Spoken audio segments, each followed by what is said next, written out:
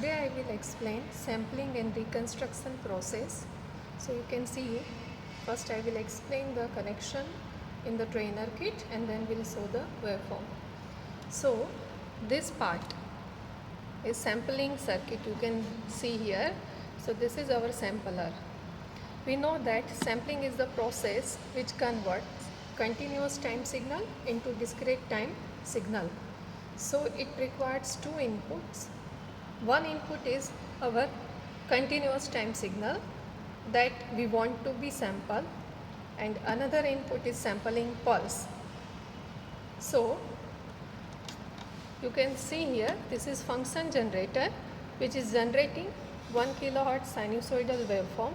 So it will be our input, continuous time input, so which is connected here as a one input of sampling circuit. Now the another signal required is sampling pulse. So you can see here sampling frequency generator. So this block is useful to generate sampling pulse, right? Here different frequencies are written like 20 kilohertz, 50 kilohertz, 80 kilohertz up to 400 kilohertz. So this circuit is able to generate the sampling pulse with different frequencies. But here the divide by 10 counter is there. It will convert or it will divide the frequency generated by this block by 10. So here over here in the output, the 20 kilohertz frequency will be converted into 2 kilohertz. The 50 kilohertz frequency will be converted into 5 kilohertz. Likewise, this 400 kilohertz will be converted into 40 kilohertz. So here this section will generate sampling pulse of different frequencies starting from 2 kilohertz up to 40 kilohertz. So now next is a duty cycle selector. So here you can see this is a switch. So if you rotate this switch, the figure displayed here in this window will also change. It shows the value of duty cycle. What is duty cycle? It is the ratio of on period upon total period of a pulse. On period upon total period of the pulse. So you can change on and off period of a pulse through this section, but we'll keep it at 40% duty cycle. Now, as per Nyquist criteria, we have to sample the continuous time signal with the frequency greater than or equal to twice FM, then only we can recover the signal from the samples. So, as our input signal is 1 kilohertz, first we'll choose 2 kilohertz frequency Fs as our Fs, and then we'll sample the signal. So here you get the output of sample. It is written sample output. So here you will get sampled signal.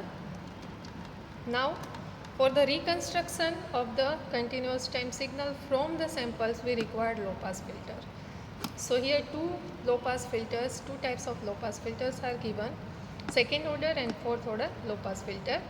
As we increase the order of the filter, the output will be more better. So here we can see, we'll see the response of second order low pass filter as well as fourth order low pass filter. So here we'll get recovered continuous time signal from the samples. So this is all about our connection. Now I will show you the waveforms. So before that I will show you the test point from which we will observe the waveform on DSO. So from this 35 number test point we will see the input continuous time signal. From this 39 number pin we will see the sampled signal. Here from 33 number pin we will see the sampling pulses, and here at 44 number test point we will observe the output of second order low pass filter, and at 48 number we will see the output of fourth order low pass filter. So you can see here two CRO crocodile pin. One is connected with the input signal, continuous time signal. Another is connected with the sampled signal. So correspond, and here our sampling pulse frequency is 2 kilohertz and input signal frequency is 1 kilohertz. So the sampling rate is double here. These are corresponding waveforms. The yellow waveform is our input signal, and the second purple one is our sampled pulse, sampling pulse. So you can see here, in one cycle of input signal, there are 2 pulses because the rate is double. So in the one cycle, 2 pulses or 2 samples will be taken from the continuous time input signal. Now let us see the output of sampler. So now I have changed channel number 2 position. Here I have connected with the output of sampler.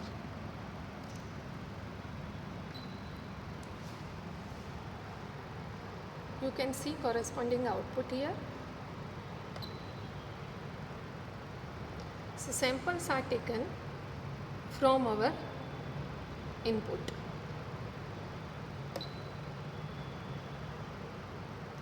So here you can easily see purple one is our sampled signal. So it is taking samples, and the amplitude of the sample is proportional to our input signal, because during the positive half cycle, positive value of the input is sampled. During negative half cycle, negative value of the input is sampled. So here second is sampled signal. Now I will show you the output of second order and fourth order filter. So low pass filter second order, I have connected probe with second order filter, and let us see the output. I will overlap both signals so you can understand what is the similarity between these two. So here you can see the signal yellow is our input and the purple is our recovered signal. So it is trying to follow the input signal, but the response is not that good because the filter is second order. Now I connect with the fourth order. Still the signal recovered is better than second order, but not up to the mark, because our sampling rate is matching with ideal sampling rate. So now I will change the sampling rate from